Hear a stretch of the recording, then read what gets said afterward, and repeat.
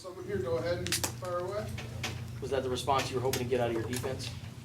The response we were hoping to get out of everybody, right? From when I sat here a week ago, and the way the players approached this week, and the way I think our whole team, coaches, everybody approached this week, that locker room feels a lot different right now than it did last weekend in a win. And win games like that without a complete effort from everybody. And so we got to go back to work. We got a bye week, but we still got work to do. And the good news about it is we the things that we talked about, third downs, penalties, things like that give you an opportunity to win games like that. I thought our guys responded this week, and we're successful because of it. What does it say about your offensive line and your running back group that you were able to put together that 99-yard drive to really put the game away? Yeah, I mean, that's we were just talking about that on the radio. You not only the 99, but the 2-point conversion also. That those guys did a nice job. I think the rotation of running backs. JJ got nicked up early, and that's why we have the guys that we have, and we've been talking about the running backs. I thought, Gary came in and ran hard. Bryce Wilma, who didn't play a week ago, the unsung hero, playing tight end, doing some things, giving us an edge, cutting the backside, point of attack, and our offensive line did a nice job, and the rotation of the running backs, whether it was Gary Brightwell, whether it was Bam, JJ is going to have his turn, but that's where depth comes in, and Wiley. So, I thought our coaches had a nice plan of attack, and run it that many times, and for 99 yards to win a game, that is a step that should give us some confidence going into conference play. What happened to JJ? Don't comment on injuries. How important was Jace Whitaker's role tonight? Kind of moved around a little bit. Yeah, moved around a little bit. You've seen that in the last couple of weeks when we moved him inside, right? And it took them a while. They figured it out, and then they got Vasher over there singled up. I mean, he's a heck of a player, man. He's a big dude, and but we kept him out of the end zone, even though he had 90-some yards, 6 for 96. But they moved him around and they got him singled up over there. But I think the ability to Jace is a really good player, and he's a coach on the field, and he gives us some flexibility and coverage. So we got to move him around a little bit, just like everybody else is moving their receivers around. That's what we do on offense, and try to make people play left-handed if we can, and we did that tonight. Was that the best game that you've seen Lorenzo Burns play since you've been here? He's played at different times. He's played well. It gets back to everything else, like we talked about, consistency, right? And that's we've been preaching it, and if we helped our guys out tonight with a lot more zone coverage, right, and playing some people over the top, and our corners have been pretty good, and people have attacked us inside in some 3-by-1 sets or 2-by-2 from against our safety. So, we switched up a little bit more tonight with a little bit more zone coverage to kind of protect it. And then I thought our disguise was good, and it gives us the opportunity to do some things. So yeah, Devontae and these guys have been. Our corners have played very, very hard and well. And when you're on an island, like they've been sometimes, that happens. That's part of the business, right? But I thought we did enough today to mix up the coverage, give them help at times, and play a little bit more zone. We didn't get a bunch of sacks, but I thought we did move the quarterback out of the pocket and made him move around a little bit, which we haven't been able to do. And because of that, we flushed him a couple times and did some things. We hit him a couple times, but just to let him move around, make him move off the spot, I thought that was important and a factor in the game. How would you summarize Khalil's performance tonight? Yeah, he's there's some things because he was frustrated a little bit early, but I told him, you saw him pull up a little bit at the end of the game, but he's fine. It's funny the long run. I said it looked like you're jogging and you're still faster than everybody on the field. Why don't you just open it up and run?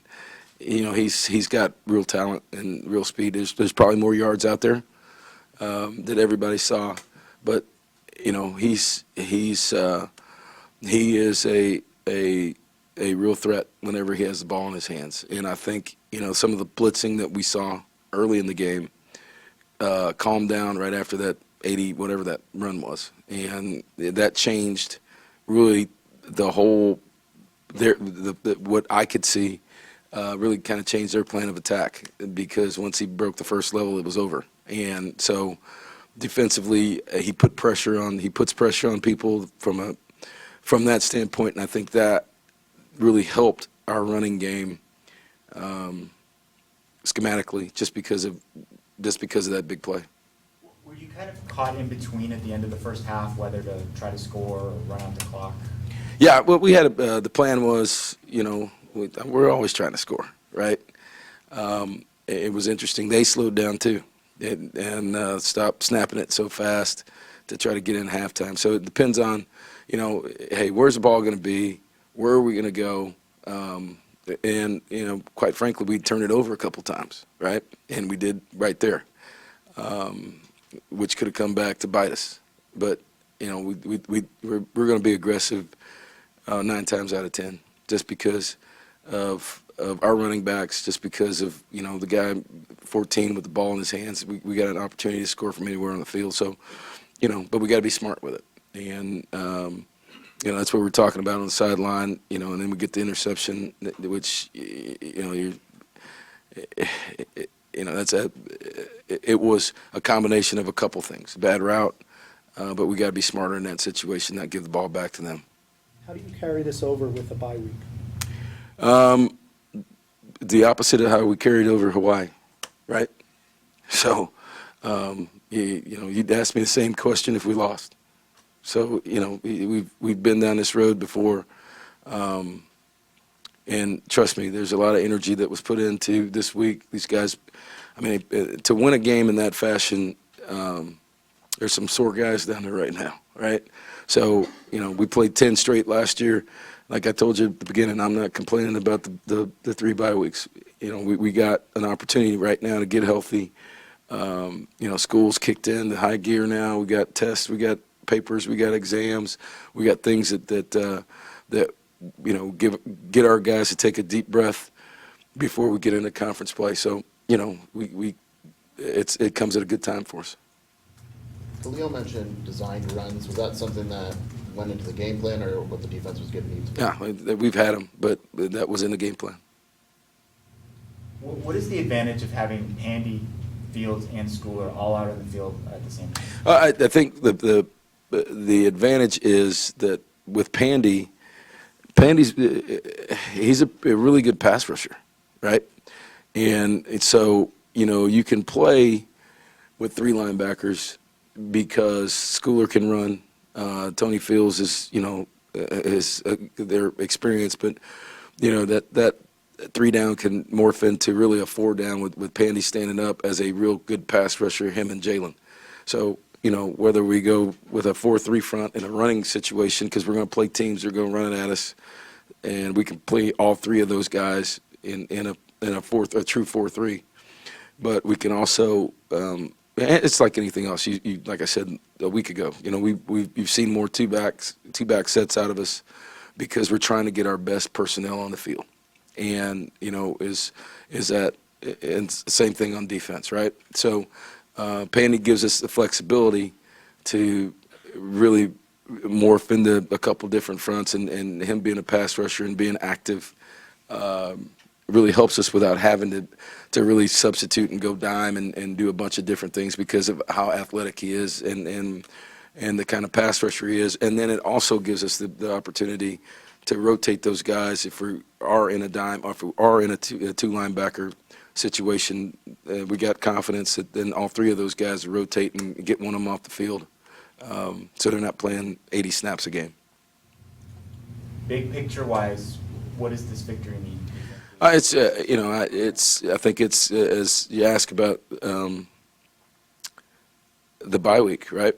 So anytime you win, you gain some confidence. But I think the message in the locker room was, right now everybody remembers this feeling, but remember what it took for this feeling. Remember what happened this week. Remember how we approached it. Remember the things that we corrected, the players corrected, the penalties. Right? We had one really